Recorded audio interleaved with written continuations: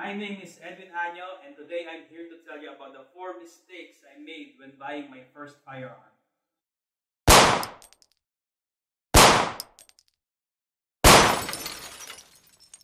My first mistake, I tried to fit all my gun needs into my first firearm purchase. So the very first firearm I purchased was a 40 caliber high capacity competition series 1911 pistol. I thought, wow, this gun looked great. It had high capacity, it looked really cool, it was a competition series, it was basically everything I have ever wanted. I can use it in the range, I can use it to carry my firearm for self-defense. But what I didn't realize back then was that it's like buying a car, but you want it to be an SUV, a pickup, and a race car at the same time. It doesn't work. I would have been happier if I had thought about what I needed in the range for my first gun, because let's face it, your first gun is probably gonna be something that you're gonna want to enjoy shooting in the range, and it's probably gonna be used more often than your succeeding purchases. Mistake number 2. I bought a very small gun for my second purchase for carrying. Well, I had problems with my first gun. I had a very big gun, high capacity, and was very heavy. And I thought, wow, after getting tired of carrying this heavy thing, I want something else I can carry, which is a smaller gun. So I bought a firearm that's also high capacity, 2.75 inch in barrel length. And I didn't realize back then that with such a small firearm, while it's very easy to carry, it isn't as fun in the range. And basically, what you want in your person as a carry pistol is something that you can practice with. So if you cannot practice with this firearm, how will you be effective in case an emergency situation occurs where you have to use your firearm? To top it off, I even bought a third firearm that was smaller than the second firearm.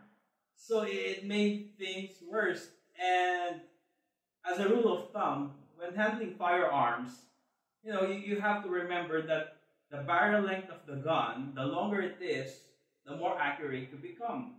So that's my second mistake. Mistake number 3. I bought into the idea that having higher capacity means it's better for carry. If you can't hit a target with 7 or 8 rounds, what makes you think that you can hit the same target with 15 rounds, 17 rounds, or maybe more? If you're using it for carry, especially if it's on your person and an emergency situation comes up, you wouldn't want your bullets flying all over the place. You might hit, innocent bystanders, or worse, if your life depends on it, the bullet placement won't be in the right place to save your life. So it's better to choose a firearm not based on capacity, but whether or not it's something you would be able to practice with, and also something that you will be proficient with. In the range, you can also practice. Can I give you another tip? Once you're in the range, I see a lot of people trying to fire their firearms as fast as they can. It doesn't work that way. You always practice first for accuracy. Once you become accurate, you get accustomed with the basics. Speed just comes right after. If you're going for speed first, accuracy will never follow. So I hope that's something that's helpful, to you.